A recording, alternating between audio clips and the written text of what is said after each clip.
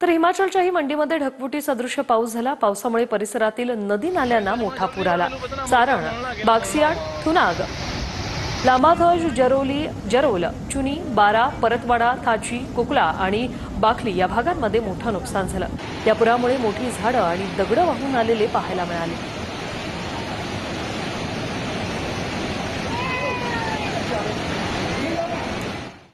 जम्मू काश्मीरच्या राजौरीमध्ये मुसळधार पाऊस झाले आणि यामुळे धारहाली आणि सक्तो नद्यांच्या पाणी पातळीत वाढ झालेली आहे।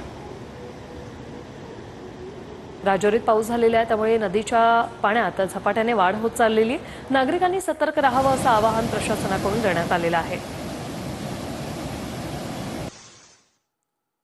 राजधानी दिल्लीत पावसाची संततधार सुरू झाली। पाऊस सुरू झाल्यानं दिल्लीकरांना काहीसा दिलासा मिळाला आहे। राजधानी दिल्लीत पावसाची संततधार सुरू झालेली आहे। गेल्या काही दिवसांपासून उकाड्याने त्रस्त झालेल्या दिल्लीकरांना या पावसामुळे मात्र सुखद धक्का बसलेला आहे, मोठा दिलासा मिळाला आहे।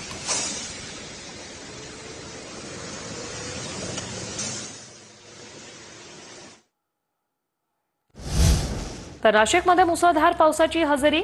गोदावरी नदीच्या पाणी पातळीत वाढ झाली। दुतोंड्या मारुतीच्या कमरेपर्यंत पाणी आले आणि गंगापूर धरणातून गोदावरी नदीपात्रात पाण्याचा विसर्ग सुरू आहे। गोदावरी नदीच्या किनाऱ्यावरील अनेक मंदिरं पाण्याखाली गेलेली आहेत। मुसळधार पाऊस सुरू आहे सध्या नाशिकमध्ये। दुतोंड्या मारुतीच्या कमरेपर्यंत पाणी आलेलं आहे। अनेक मंदिरं जी आहेत ती पाण्याखाली गेलेली आहे। अजूनही पावसाची संततधार जी आहे ती नाशिकमध्ये सुरूच आहे। हा चालेल सर। नालासोपाऱ्यात रात्रीपासून पाऊस सुरू आहे, त्यामुळे मुख्य रस्ते पाण्याखाली गेलेत। आचोळे, नागिनदास पाडा तसंच संकेश्वर नगर आणि गालानगरमधील रस्त्यांवर पाणी शिरले। पावसाचा जोर दिवसभर राहिला तर घरांमध्ये पाणी शिरण्याची शक्यता आहे।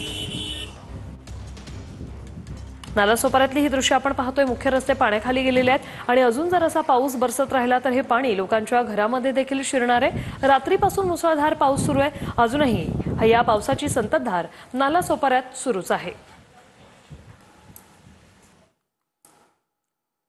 पिंपरी चिंचवडसह मावळ तालुक्याला पाणीपुरवठा करणारा पवना धरण 72% भरले।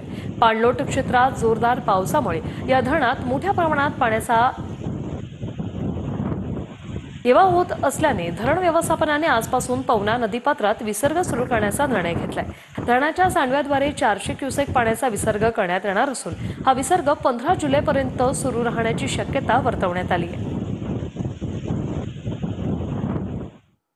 तर सांगलीच्या चांदोली वारणा धरणातून वाडावादी पात्रामध्ये 4,500 क्युसेकने पाण्याचा विसर्ग करण्यात आलाय। धरण पाणलोट क्षेत्रात पाऊस सुरू असल्यानं पाणी पातळी अगदी झपाट्याने वाढते।